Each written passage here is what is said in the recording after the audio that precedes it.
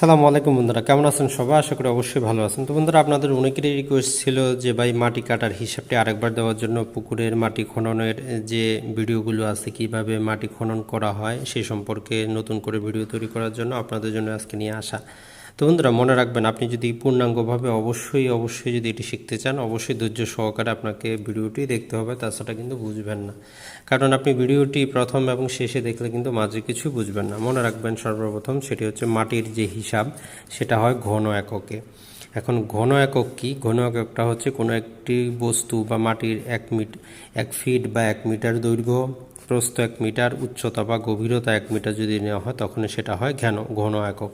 এটাকে আমরা ফুটে নিতে পারি, মিটারে নিতে পারি, ইঞ্চিতে নিতে পারি। তো এখানে হিসাবের জন্য আমরা ফুট ব্যবহার করব। অর্থাৎ 1 ফুট দৈর্ঘ্য, 1 ফুট প্রস্থ এবং 1 ফুট উচ্চতার যে জায়গাটা সেটা হচ্ছে ঘন একক। সাধারণত বাংলাদেশে যারা মাটি কাটেন সেটা তারা বলেন যে আমরা 1000 মাটি কেটেছি। 1000 মাটি মানে হচ্ছে 1000 ঘনফুট। সাধারণত এই হিসাব করা হয় যে 1000 মাটি কাটবে 2000 টাকা। তো 1000 মাটি বলতে আপনি বুঝবেন যে উনি 1000 ঘনফুট মাটি কাটবেন। তো আঞ্চলিকভাবে এগুলোকে আবার এক কুয়া এবং চৌকাও আঞ্চলিকভাবে ব্যবহার করা হয়। তবে এক কুয়া মানে 1000 ঘনফুট না, এটি মোটামুটি আমরা যেটি দেখতে পাই সেটি হচ্ছে 243 ঘনফুট পর্যন্ত এক কুয়া হয়ে থাকে। তো সাধারণভাবে যদি আপনার যে পুকুর খনন অথবা মাটি ভরাট অথবা মাটি কাটাটা যদি সমান্তরাল হয়, এরকম স্কোয়ার সাইজ অথবা আয়তাকার যদি হয়, সেক্ষেত্রে যে সূত্রটি সেটি হচ্ছে দৈর্ঘ্য অর্থাৎ লম্বা দিকটা, প্রস্থ এবং হচ্ছে উচ্চতা বা গভীরতা। আপনি যদি মাটি ভরাট করেন উচ্চতা আসবে, আর যদি কাটেন গভীরতা আসবে। দৈর্ঘ্য, প্রস্থ এবং উচ্চতা এটি হচ্ছে ঘনফল। খুব সহজভাবে যদি আপনি কোনো 10 ফুট লম্বা, 5 ফুট চওড়া এবং 3 ফুট উচ্চতার একটা জায়গাকে যদি মাটি ভরাট করতে চান, সেক্ষেত্রে আপনার 10 গুণন 5 গুণন 3 মানে হচ্ছে আপনার 5×10⁻³ 150 সেফটি মানে হচ্ছে কিউবিক ফিট আপনি মাটি ভরাতে হবে আপনাকে। এটি হচ্ছে সাধারণ হিসাব। তো বন্ধুরা, এখন আসি আমরা বিস্তারিত। যে কোনো আপনি যদি মাটির হিসাবের ক্ষেত্রে বিশেষত যদি আপনি পুকুরের খননটা যদি করতে চান, সেক্ষেত্রে যেটি হবে সেটি হচ্ছে যে অনেক সূত্রের মাধ্যমে আমরা মাটি কাটার হিসাব বের করতে পারবো এবং এগুলো করা হয়। তবে বর্তমানে বহুল প্রচলিত দুটি পদ্ধতি দেখাবো, বাকিগুলোতে ভুল থাকার কারণে সেগুলো কম ব্যবহার করা হয়।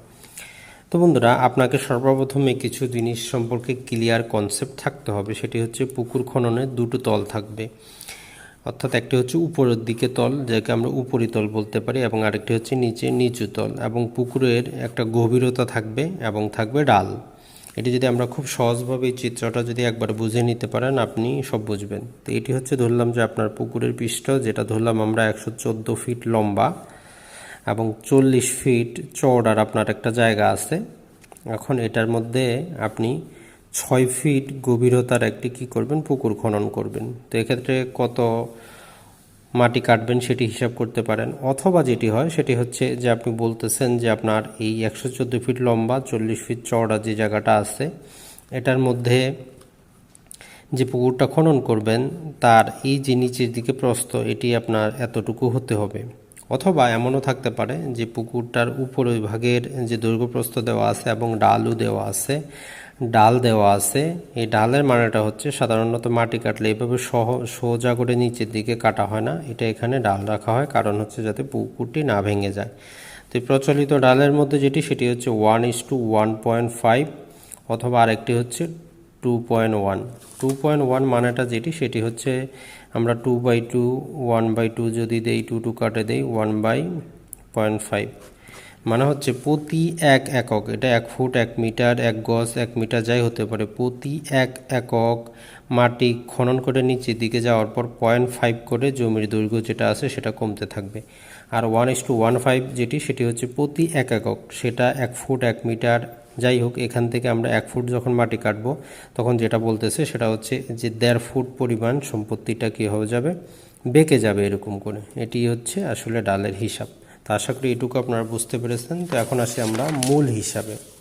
তো বন্ধুরা, এখানে আমরা পূর্বে বলেছি দুটো সূত্র দেখাবো। প্রথম সূত্র আপনারা দেখে নেন। সর্বপ্রথম যেটি সেটি হচ্ছে উপরিভাগের আয়তন। আয়তন ব্যবহার করার কারণ হচ্ছে যেগুলো যেহেতু দৈর্ঘ্য প্রস্থ গভীরতা সবই থাকে, দৈর্ঘ্য গুণন প্রস্থ গুণন গভীরতা। তো আমরা যে উদাহরণটি নিয়েছি সেটি তো আমরা বললাম যে এটি 114 ফিট হচ্ছে লম্বা, তো তাহলে এর দৈর্ঘ্য 114 ফিট এবং প্রস্থ হচ্ছে 40 ফিট, এই যে 40 ফিট। আর এর মধ্যে আমরা যে গভীর পুকুরটি খনন করব এটি হবে 6 ফুট লম্বা। তো তাহলে আমরা বলতে পারি আমাদের ঘনফুট কতটুকু হচ্ছে 114 গুণন 40 গুণন 6, 27,360 ঘনফুট বা সেফটি মাটি আমাদেরকে কাটতে হবে। তো বন্ধুরা, এখন আসি পুকুরের ঢাল, মানে হচ্ছে পুকুরটা তো আর আমরা এভাবে সোজা করে খনন করব না, পুকুরটা খনন করা হয় যেভাবে সেটা হচ্ছে ডাল আসবে, ডাল কতটুকু আপনি দিচ্ছেন সেই হিসাবে। তো এটি হলো 1:1.5। তো তাহলে আমরা এই যে ডাল যেটা করব এটা খনন করার পর 6 ফুট গভীরতায় গিয়ে নিচের তলের ক্ষেত্রফলটা কত হবে? তো উপরের তলের ক্ষেত্রফল ছিল আমাদের 114। এখন এখান থেকে আমরা মাইনাস যেটি করব সেটি হচ্ছে যে গভীরতা যতটুকু আছে, এই যে গভীরতাটা 6 ফুট গুণন হচ্ছে যেহেতু আমাদের ডাল 1.5 আর ডালটা যেহেতু দুই দিক থেকে আসবে তো এর জন্য 2 দিয়ে গুণন করব। তো তাহলে মোট যে লম্ব দৈর্ঘ্য সেখান থেকে আমাদের 18 বিয়োগ যাবে, মানে হচ্ছে 96 ফিট। মানে 114 ফিট যদি আমরা উপরের দিকে পাই, 1.5 যদি ডালু থাকে তাহলে সেটা আমাদের 96 ফিট নিচে পাবো। একইভাবে ডালভাবে বাদে যদি আমরা প্রস্থ হিসাব করি, 40 ফিট ছিল আমাদের প্রস্থ, সেখান থেকে আমরা 6 ফুট গভীরতার জন্য 1.5 ফুট ডাল ব্যবহার করতেছি, যেহেতু ডালটা উভয় পাশে থাকবে তো এই জন্য আমরা 40 থেকে 18 বাদ দিলে 22 ফিট পাবো। তো তাহলে বন্ধুরা আমাদের ক্ষেত্রফলটা কত হচ্ছে? লম্বা হচ্ছে 96, প্রস্থ হচ্ছে 22 এবং গভীরতা হচ্ছে আমাদের 6, তাহলে আমরা 12,672 বর্গফুট পাচ্ছি। তো এখন কতটুকু মাটি কাটতে হবে সেটা জাস্ট আমরা এটার সাথে এটা দুটো যোগ করব, যোগ করে 2 দিয়ে ভাগ করব, অ্যাভারেজ করে দিব। তাহলে আমরা মোটামুটি যেটি দেখতেছি সেটি হচ্ছে যে 20,016 সেফটি মাটি আমরা কাটতেছি। তো এখন প্রতি হাজার যদি 1000 হয় 20,000 টাকা লাগবে, প্রতি হাজার যদি আপনার 2000 টাকা হয় তাহলে 40,000 টাকা লাগবে। তবে আমরা আজকে যে সূত্রটি ব্যবহার করব যেটি সবচেয়ে বেশি পরিমাণ ব্যবহৃত হয়, এই সূত্রটিকে বলা হয় বিজয় মডাল সূত্র। এটি সবচেয়ে বেশি পরিমাণ ব্যবহৃত হয়, ইঞ্জিনিয়াররা মাটি হিসাব করার জন্য, মাটি কাটার জন্য এটি ব্যবহার করেন। সূত্রটি হচ্ছে D/6 A1 + A2 + 4AB। মানে আমরা বলতে পারি এখানে D হচ্ছে গভীরতা, A1 হচ্ছে উপরিতলের ক্ষেত্রফল, এটা হচ্ছে নিচের তলের ক্ষেত্রফল, আর 4AB হচ্ছে 4টা হচ্ছে সংখ্যা আর AB হচ্ছে মাঝখানের ক্ষেত্রফল। তো আমরা এই যে উদাহরণটি যদি আবার নেই, উপরিতলের ক্ষেত্রফল আমরা কত নিচ্ছি, এটি দৈর্ঘ্য এটি প্রস্থ, মানে হচ্ছে 114 গুণন 40 আমাদের 4560, এটি হচ্ছে আমাদের স্কোয়ার ফিট এসএফটি, এটা কিন্তু কিউবিক ফিট না। সেম একই রকমভাবে আমরা যদি A2 নিতে যাই অর্থাৎ নিচের তলের ক্ষেত্রফল নিতে যাই, আমরা যেহেতু এর ডালুটা হচ্ছে 1.5, তো 114 মাইনাস যেহেতু গভীরতা হচ্ছে আমাদের 6 ফিট, 6 1.5 যেহেতু এই যে ডালটা দুই দিকে আসবে তাই 2 দিয়ে গুণন দিব। সেম একই রকমভাবে প্রস্থের দিক থেকেও আমরা 40 মাইনাস 6 গুণন 1.5 গুণন 2, তো 96 আর 22 তার মানে হচ্ছে 2112।